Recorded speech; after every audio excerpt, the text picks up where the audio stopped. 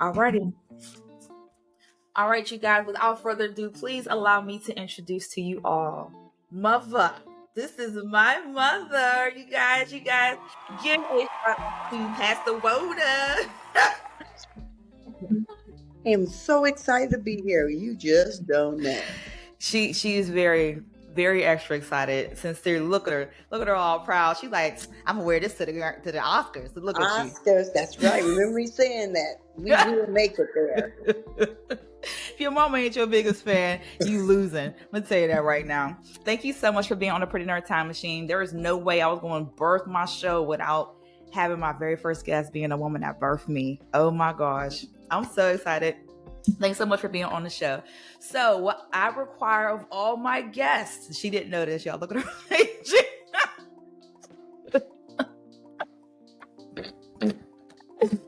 Oh Lord. All my guests, I just ask two things. One, tell me what is the nerdiest thing about you. Tell me one like nerdy fact about you. Oh, I love nerds. Can I do that? As a guy, my choice of guy is the nerdier, the better. Y'all hear that? Listen, she fly. All right. If y'all out there, no, quit dancing. This ain't what. Well, you know what? Most nerds like outgoing women for some reason. And women don't get it. They be like, I don't want that nerdy thing. But behind closed doors, when you're by yourself, he is so open and so much fun. Take notes, yourself, girls. Take notes. Okay, that was my first question. My second question is, tell me, what is your favorite thing from your childhood? What is something that was like prominent back in your day when you were like a teenager or a kid that you just love that is like no longer around, or something that you really cherish from your childhood?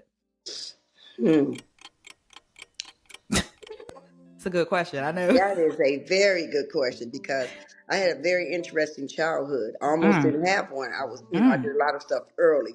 Yeah. So, I think our house was there were 13 girls and 3 boys in our family. Damn! And so I think our house being the one that all the kids hung out, everybody would come. That is something that I miss. Yeah. And that's something that, we were multi-families into one. And that's important growing up. Very important, I agree. It takes a village. I agree. Because that's how, our house used to be like that too. Our house was like, everybody would be over our house all the time. Kids was at our house all the time. And it's funny because it's like, I used to, when I would go over my aunt's house, it wasn't like that. Everybody can come over on Sheila's house. It was just like 4 or 5 of us. But I used to like that. I used to like the quiet, surprisingly. Even though our house was a ball. If you missed being at Pastor Walters, you missed out. Yes, but at the same time, I used to like going over Jocelyn because it's like it was quiet. Like my aunt, you can't come in and be loud. You had bedtime. I'm like, bedtime. We're not in the bedtime. I was like, bedtime. But snacks. We're not allowed to. We can't just go in the fridge and get what we want. It was different.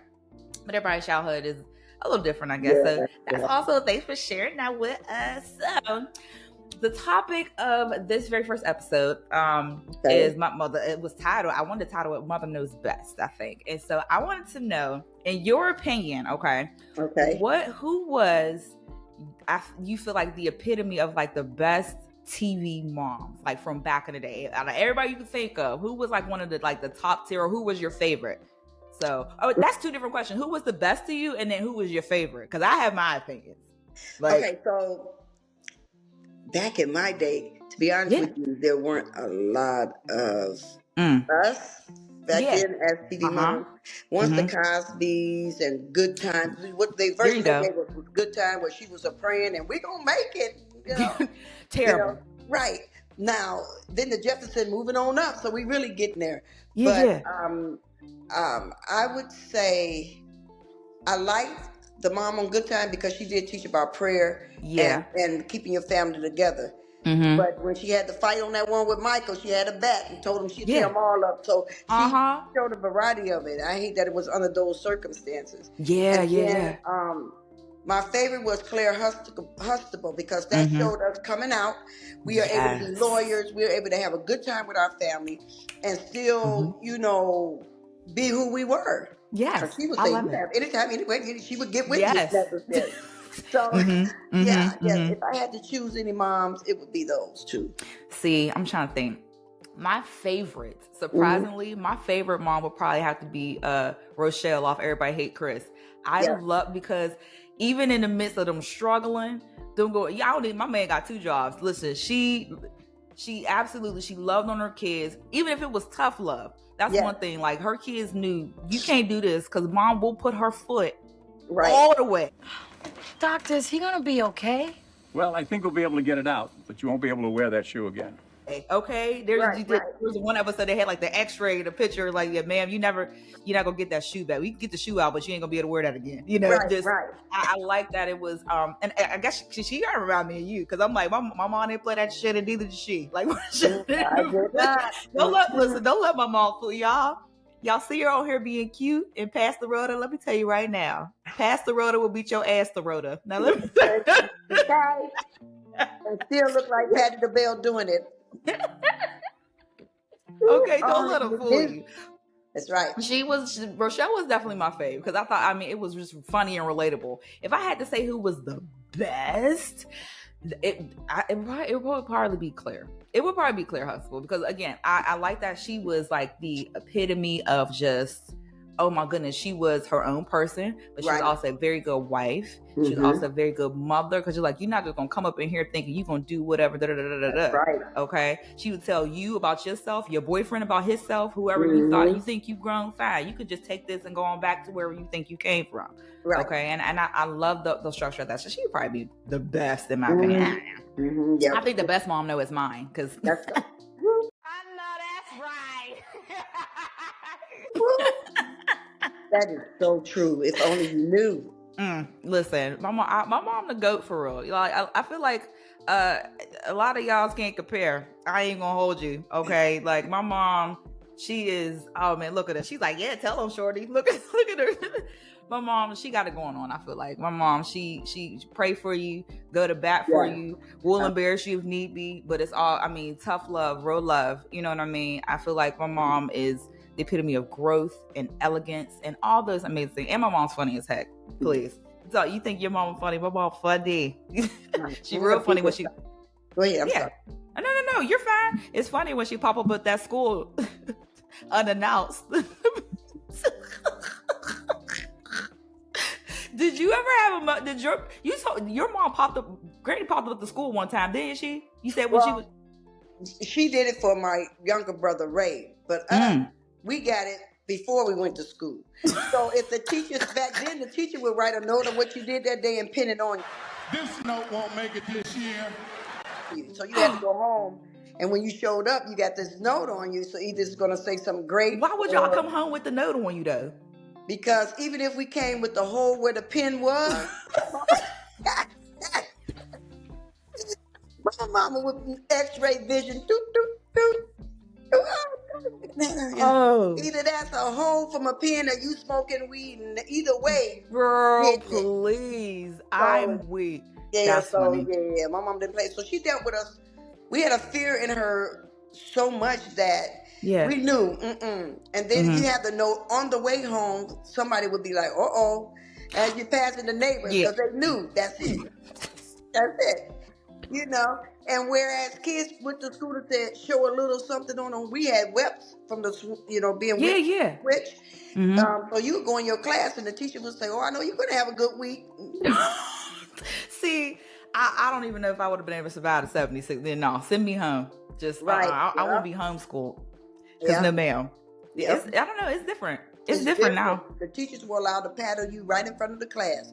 You come and they tell you to bend down. They had paddles with the holes in them. Paddle you right there. That's crazy. Yeah, because it's now like even at the school that I'm at, like you can't even yell at your kids like in the school. Like you can't. It's a whole different ball game. Like back in the day, it was so different. Like I try to tell the kids at my school, like y'all have no idea how easy y'all have it, or the way that y'all talk to teachers is crazy, or talk to your parents is crazy as heck. I'm like, because when I was coming up, like it was really a village, and it was just like, okay, you cut up in school, that's fine, because there's somebody in there that work by your mom, or they go to church with your parents, or this, that, and the third. If you cut up in the neighborhood or something like that, and the neighbors would get with you and then tell your parent, and then you're going to get with you again because you had not, because you're getting in trouble because you were cutting up, and you're getting in trouble because you embarrassed me because somebody else had to get with you. Like, right. My mom, listen, y'all, quick story time. This is the first and last time I ever stole something. So my mom, listen, look at her, because she excited about this. Look at her. So I went, my mom, what was it, like a Santa's workshop that you were working at the time at the school? And so yeah, my mom was on PTA. My mom was very in your face in the school, very, very volunteer, all that good stuff. So she was doing Santa's workshop, and I don't know if they have that now, but back in the day, like in the 90s, it used to be like this thing where around Christmas time, you could come to the student. There's like a store they have it for a whole week, and they would come by class, and you could buy stuff for your families. You could Christmas shop at school, and then they would help you wrap it, and then you could, by the Christmas break, you could take it home. So my mom was working it. There was this little keychain, y'all, a keychain tape measure, and I wanted it so bad because I was just, I don't know, I just needed a nap, and I wanted it, and I asked my mom for it. She was like, no, you don't need that. Mind you, this thing is like 45 cents. But she's like, no, you don't need that. We got stuff. And she had probably already bought me one. I don't know. She had probably already had it for me. I decided to steal it because it was little. I'm like, whatever. So my mom's doing laundry and finds this somehow. And she said, okay, hell. She said, oh, okay. She found out I stole that tape. Listen, y'all, I had to write, thou shalt not steal 1,000 times. I had to write my school board a letter, the principal a letter, everybody on the PTA a letter. She made me open up the gifts that I was going to get, because at the time, rollerblades was like the thing. I was begging for these little Barbie roller skates for years, and she finally got me some. She made me open them, take it, but there was this little magical place called Kmart where you can have stuff on layaway. It was a magical place. She made me take this stuff back to Kmart myself and write them a letter and explain why I was taking it back. That's what I'm saying. See, listen, I said all that to say parenting is different. Now, why do you think that is, Mom? Why do you think parenting is so different now versus how it was back when we were growing up? Well, you said something earlier. A lot of things, the rules have changed, and it is allowing the kids more freedom to do what they do. And like you said, I did letters and things. It wasn't beating you like you were crazy. It was saying, okay, you got to be accountable. I let you saw what it said in the Bible about stealing, and you have to pay back 7 times the amount. And so I think because parents are not as accountable or holding the kids accountable, sometimes it desensitizes the kids to those type of things, because I didn't have that problem anymore. So I think it's just a matter of the kids being desensitized and the parents' hands being tied legally, where you're not lawfully, where you're not allowed to do certain things. That's true. That's true. Yeah. I think it's a mix. Go ahead. No, and add to that story, I had given you $20 to buy everybody's gift. You had already did that, but you just wanted that. Yeah. See, look at her making me extra guilty. She finna get blocked. Security. But yeah, it's important. I really do. I think it's important that parents, come on now, hold them accountable. Otherwise, they'll be jumping you. I always tell them, not like I have boys now, and two young men I adopted. I love them. I raised them all their lives, and I tell them, if I don't teach you now, then I'll see you on the news, and I'm not doing that. I'm not doing that. Period. Pooh. I know that's right. Right. Yeah. It's just not. I love it. Okay, final questions. I know I wish I could keep you on here and talk to you forever because you're so fun to talk to. I remember we were talking the other day, and you were telling me about, so you know me, I'm all 90s, I'm all Nickelodeon, I'm all cartoon. What are some cartoons that you just did not like that were like? My goodness, you know what? I knew cartoons had changed when they introduced that cat dog cartoon. Cat dog, and I was like, what? And I sat and watched. I always watched to see what they were into. This cartoon had a dog on one end, a cat on the other, and nothing in the middle. Now I have to explain to my kids how they use the bathroom, reproductive, and where they come from. Oh my, y'all, she is not lying. I couldn't watch. She's like, that sounds like a demon. She looking in the Bible. What the hell? Now this something. Oh my God. She didn't let me watch that. I couldn't watch Beetlejuice. I couldn't watch this crazy stuff. No, I could literally, y'all, listen, if it wasn't G rated, come on, like, G stand for God. And if it ain't G rated, you ain't watching it. I couldn't watch none of that stuff. So like now as an adult, like I literally saw like Friday for the first time probably like 9 years ago. Now I'm 33. I've been married for 10 years. And so when I first got married, my husband was like, what? Like I hadn't seen Baby Boy, none of that stuff. Because my mom was like, but what? yeah, I have to say this. Even my youngest daughter told me this. Even though I was keeping you guys away from some of the crazy stuff you're going to already learn eventually. Yeah. The husbands appreciate the women that they got because they weren't wild. They weren't all in the street. They weren't, and so they appreciate that they were taught how to be really decent females. Now, listen, I was in the streets early. I left home at 14. So I knew what to tell them not to do. And it was from experience. So I'm so proud of how you girls turned out, even though I kind of held back some of the things. And some things why. And then some things Yeah, there's, and that's the thing I do appreciate, Mom. I know like now, now that I'm a parent, I get why I'm like, oh, that like, so another movie, I watched Nightmare Before Christmas for the first time as an adult. And I was like, oh, I see why, even though the story is bomb, even though the story, I mean, is fantastic, but the drawings, I'm like, this is a little grotesque. Like I could see, I'm like, oh, okay, I see why she kept this from me. Or, I see why she didn't let me hang out with this person, or why she said no to this. So it makes sense, or why I couldn't watch certain stuff and yada, yada, yada. That makes sense. But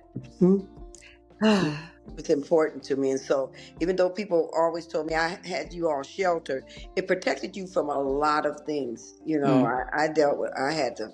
That's why what I do now, I've been working with kids, over thousands of kids for over 30 years. Yes, ma'am. In the school system, out of the school system, because I always wanted to protect them from things that, my mom did the best she could. She was so awesome. She was way stricter than me. But it was so many of us, it's so easy to get lost in the shuffle. I get it, girl. You are such an awesome guest. Thank you so much for coming on and just talking a little nerdy, nostalgic stuff. Giving me your opinions and things like that, and being my very first guest. Oh my god, I can't wait. Listen, the rest of y'all, when you get on here with your opinions, I'm gonna tear y'all asses up because I got so good to say. There's so many awesome opinions, and this will not be the last time we do this because I have so much more I want to ask you. So many more awesome opinions that I know that you're gonna have. Yeah, you're the best. Thank you, Mom. Okay, so this is my last question. I remember. Where do you think I'm gonna go with this? Like, what is your vision for all of this? Or did you always think that I was gonna end up doing something like this, like from when I was a kid? Absolutely. I'm going to show you all some things. She has always been my drama queen. Always, Get her off. I mean, even to the point where we would be at the table and we made it like she was so out there. We had to push a button to talk to her. And she just was at the table. And so one person would tap the table. Excuse me, Bianca. Oh my God. Can you pass the hot sauce? They would act like I was an alien or something. And they would just be together collectively. It would be like, beep, we'll push a button. Bianca, we're eating dinner now. So if you could get out of La La Land, and because I'm reading a book or I'm doing something. Right, at the table. We all at the table. So I knew then, and I did tons of plays. Everybody knows me as the lady that does the phenomenal kid plays. And I was able to just tell her, this is your character. And she would go into whether it's on the spot. So my biggest thing was trying to do my plays and not put her as in the front because she was naturally, my kids have a gift. And so back then I said, God, use it for your kingdom, use it, And so I've been expecting great things from her. And I do want my Emmy. And I do want to be able you to introduce me to Patti LaBelle because I've heard her name all my life. All my life. Yeah. So you've always been a drama queen, but in such a great way that I've always known, just always known. And I'm gonna try to pull out some old pictures and things so you can see some of that stuff. And when she does, stage, Tammy Terrell and yuck, ridiculous. Well, for a treat. What you see is what you get, and it's really her. all the time, and I can't wait. This is just the beginning, you guys. I'm so excited to be able to have my mom on here, y'all. Thank you so much, Mommy, for coming on with me and being my first guest. You guys, if you want to come on the Pretty Nerd Time Machine and debate me, I'm talking Disney anime, bring your hardcore opinions, bring your spicy opinions, bring your whatever you want to discuss, things that you want to touch on, let me know. Hop on my website, prettynerdtimemachine.com, slide over to that contact, and you can go ahead and email me, reach out, and we'll set it up, and you can come on my show and debate with me. Thank you so much, Mommy. It was an honor to have you on my very first episode. You guys, y'all stay lit, stay cool, stay nostalgic. Peace.